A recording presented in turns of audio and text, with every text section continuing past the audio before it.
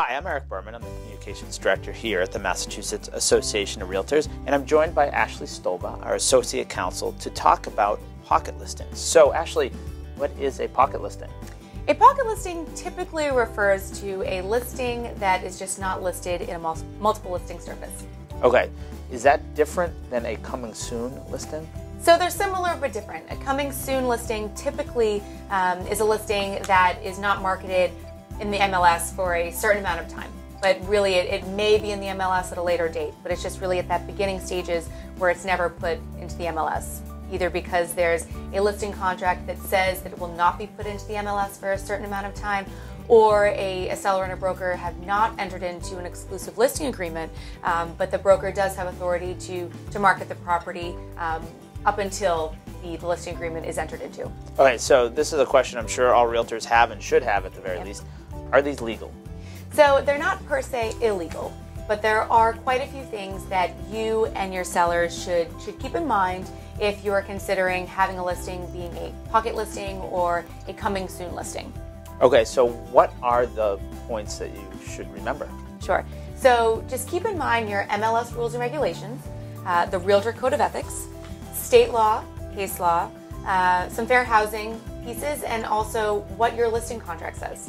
All right, so would you mind expanding on these a little bit? Sure. So let's start with MLS. Sure. What should they know? So the MLS rules and regulation, and we do have several MLSs here in the state, but what most of them require is that you as listing agents put in the listing to the MLS within a certain amount of time of when you get the listing. Not only when you get the listing, but when the exclusive listing agreement is entered into. So once you have that listing agreement signed, you have to enter it into the MLS within a certain time frame, usually between 24 and 48 hours. But check with your local MLS and see what those rules and regulations require.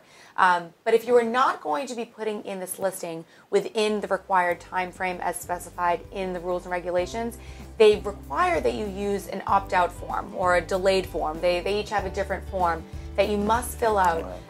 So if you're walking through a listing agreement with your client, you may want to have this opt-out form there. If your seller says, I want to keep this property off the market for a couple weeks or for the entire time frame, you got to get that form signed. And it really explains to the seller what it means if the property is not marketed through the MLS. Okay, so what about the Code of Ethics? Where does this come into play? So we have 17 articles in the Code of Ethics. 2 of them really apply in these situations. It's Article 1 and Article 3. Article 1 requires that you act in the best interest of your client at all times.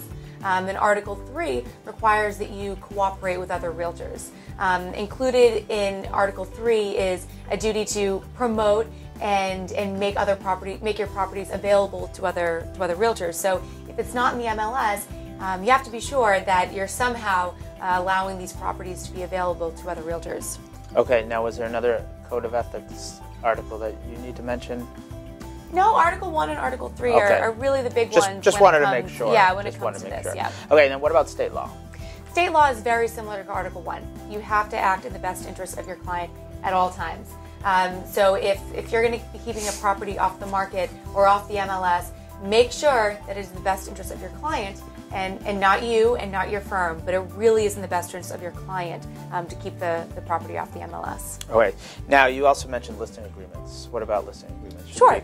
So our form in the Massachusetts Association of Realtors library, we have a forms library, our exclusive right to sell, our exclusive listing agreement, within the broker's duties section, it says that the broker will market the property through a multiple listing service. So I know most of you will go through the contract with your clients, which I do recommend, so the client does understand what the contract says. But go over this with them. And if your seller has instructed you to keep the listing off of the MLS, make sure you strike that sentence because you don't want later your seller to come back and say, hey, you had a duty to market this to the MLS. We didn't agree on this. It was in the contract, and you're in breach. So make sure you go over that clause with your seller. Now, what happens if the broker hasn't entered into a listing agreement? Yeah. So if you are having a coming soon listing, and you have decided that you're not going to enter into an exclusive listing agreement for a certain amount of time, just make sure you have the authority you have the authority to market the property. That is one other Code of Ethics article that can kick in with the coming soon is you have to have authority to advertise before you advertise. So just make sure you get that. Also, how are you going to be paid? Right? So if this home is sold before you have an exclusive listing agreement, make sure you have some type of contract with your seller that spells out how you're going to be paid. But personally, I would prefer that you have some type of listing agreement signed with your seller, so all the duties and expectations and obligations and responsibilities, all of that is spelled out. Right, then where does fair housing come into play? So fair housing, one thing to keep in mind, the Federal Fair Housing Act, included in that is the doctrine of disparate impact. And really what that doctrine says is that even if you don't have discriminatory intent, if your impact is discriminatory, you could be held liable under the Federal Fair Housing Act. So for those of you who use these exclusive advertising groups, if you're not allowing these properties to be made available to people in a protected class, of course you're not intending to do that. But if the impact is that someone in a protected class wasn't offered this property, you could be liable under the Federal Fair Housing Act under the doctrine of disparate impact. Okay, well, and that's all I have in terms of my questions. But I like to ask this always after watching this: what is the one thing a realtor should take away from watching this? Can I do two? I'm going to do two. Okay, two things that realtors should take away from watching this. Educate your sellers and make sure it's the seller's decision to keep the property off the MLS. It really needs to be your seller's decision in his or her best interest, but make sure it's up to the seller and not you. Okay, well, that's all I have for today. Okay. If you have any more questions or more interested on this topic, please check out the September-October edition of Bay State Realtor Magazine and Notes from the Legal Hotline. And you can also call me or one of the attorneys here on the legal hotline at 1-800-370-LEGAL. All right, great. See you next time.